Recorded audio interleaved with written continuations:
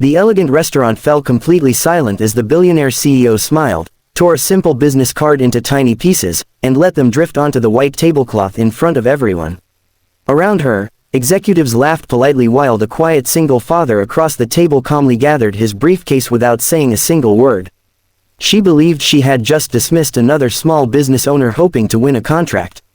What she didn't know was that within a few hours, the same humble man would quietly purchase the company supplying nearly 60% of her manufacturing materials, and by sunset, every shipment to her corporation would legally stop.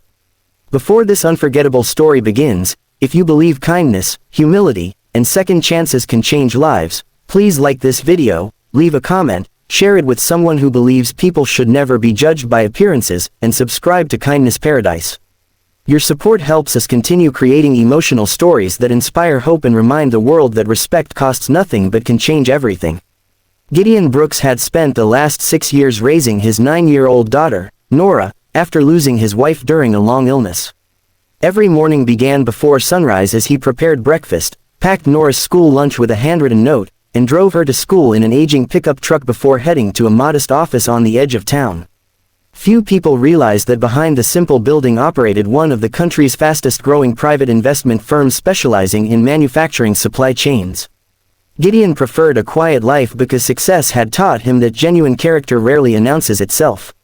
Years earlier, Gideon had started his career working inside warehouses, loading delivery trucks and learning every detail of manufacturing logistics. Through patience, discipline, and careful investments, he eventually built a respected holding company that quietly acquired struggling suppliers, modernized their operations, and protected thousands of jobs.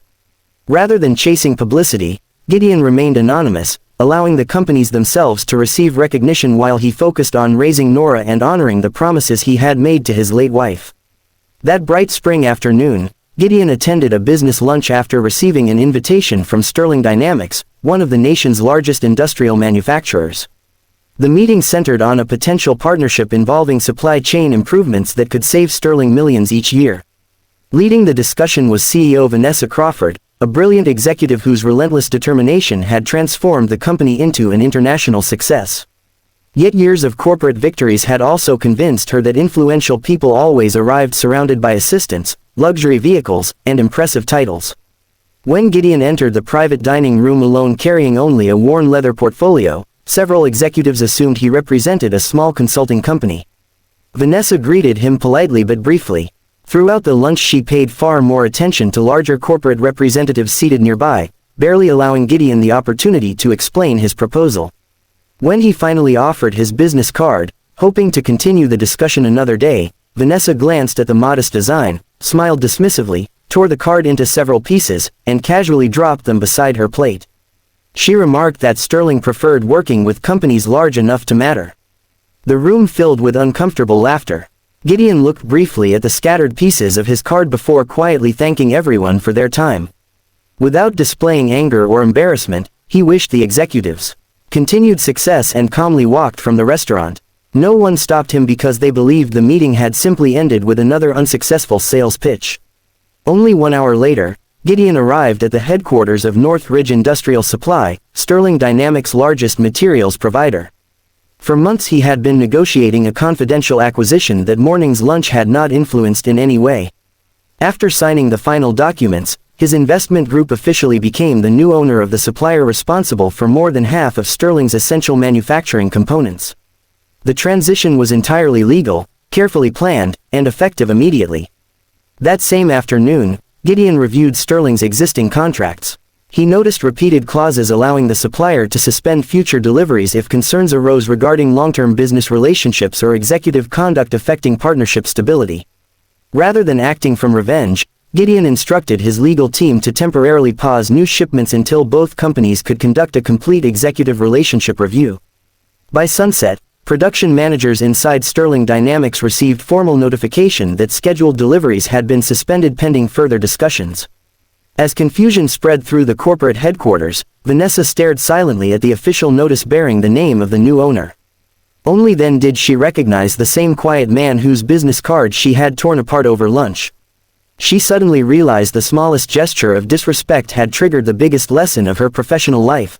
The brilliant morning sun reflected across the calm ocean while blue crest horizon remained completely silent. Every minute the platform stayed offline cost Hartwell Energy hundreds of thousands of dollars, and anxiety spread across every deck. Senior engineers replaced control boards, uploaded fresh software, and contacted specialists around the world through satellite communications, but every restart attempt ended with the same automatic shutdown. The crew watched helplessly as valuable production remained frozen. Nathan Briggs quietly waited beside his weathered toolbox, ready to leave without saying another word, until the chief maintenance supervisor finally admitted they had exhausted every option and asked if the humble mechanic would take one careful look. With obvious hesitation, CEO Celeste Harrington nodded. Nathan walked into the generator control room without touching a computer. Instead, he stood perfectly still, closed his eyes for a few seconds, and simply listened. Beneath the constant warning alarms, he heard a faint metallic click repeating at perfectly uneven intervals.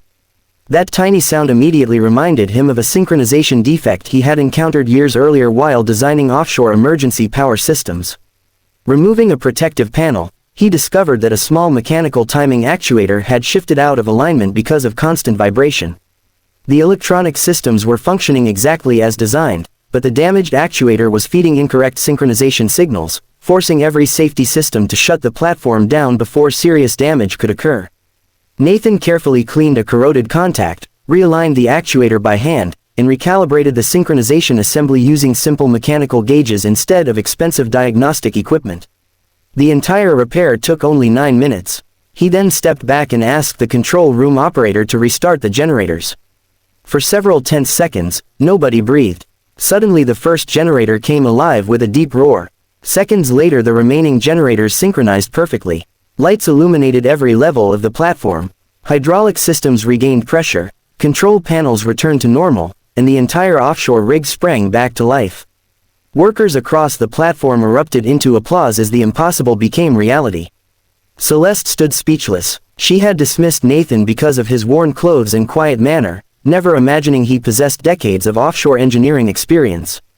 After thanking the crew for their patience, Nathan quietly explained that before becoming a full-time father, he had designed emergency synchronization systems for offshore platforms around the world.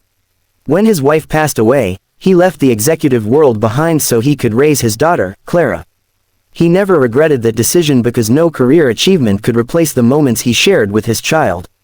Ashamed of how quickly she had judged him, Celeste sincerely apologized in front of her entire leadership team. Nathan accepted her apology without hesitation. He gently reminded everyone that machines never recognize titles, luxury watches, or expensive suits. They respond only to knowledge, patience, and careful observation. People, he said, deserve exactly the same respect. If this story touched your heart, please like this video, share it with someone who believes true wisdom often hides behind humble appearances, leave a heartfelt comment, and subscribe to Kindness Paradise for more emotional stories celebrating hope, family, and second chances. Special request. Please comment, never underestimate quiet experience. As the warm afternoon sunlight shimmered across the now fully operational platform, Nathan packed his old toolbox and prepared to head home. Behind him stood a $50 million oil rig saved in just 9 minutes. Ahead of him waited something even more precious, a daughter excited to tell her father about her day at school. Después de que Valentina anunció la suspensión del acuerdo, el salón quedó completamente paralizado. Nadie se atrevía a hablar. Los inversionistas miraban alternativamente a Alejandro y a su esposa, intentando comprender cómo una negociación de 3,000 millones de dólares había cambiado de rumbo en cuestión de segundos. Alejandro no dijo una sola palabra. Conocía demasiado bien a Valentina para saber que jamás tomaría una decisión impulsiva. Si ella había detenido la firma, era porque existía una razón mucho más profunda que un simple incidente. Uno de los socios extranjeros rompió el silencio. Con respeto, preguntó si realmente estaba dispuesta a cancelar un proyecto tan importante por el comportamiento de dos empleados del hotel. Valentina lo miró con serenidad. Respondió que nunca había sido un problema de dos empleados. El verdadero problema era una cultura donde alguien podía ser juzgado únicamente por su apariencia sin que nadie interviniera para impedirlo. Sus palabras hicieron reflexionar a toda la sala. Explico que si un lugar permitía ese tipo de comportamiento frente a decenas de personas, significaba que el respeto no formaba parte de sus valores fundamentales. En ese momento, el director general del hotel entró apresuradamente. Había sido informado de lo sucedido y comprendía perfectamente la gravedad de la situación. Se disculpó públicamente ante Valentina, Alejandro y todos los asistentes, reconociendo que el trato recibido era inaceptable. Los dos recepcionistas también fueron llamados. Con el rostro lleno de vergüenza, admitieron que habían juzgado a Valentina únicamente por su forma de vestir y porque llegó sin escoltas ni vehículos de lujo. Valentina los asucó en silencio. Luego dijo algo que dejó a todos profundamente conmovidos. Explicó que la verdadera educación no consiste en tratar bien a las personas poderosas, sino en respetar con la misma dignidad a quien parece no tener influencia alguna. El salón quedó completamente en silencio. Muchos de los empresarios presentes bajaron la mirada, conscientes de que alguna vez también habían juzgado a alguien por las apariencias. Y en ese instante, comprendieron que la mujer de la que se habían burlado acababa de dar una lección que valía mucho más que 3,000 millones de dólares.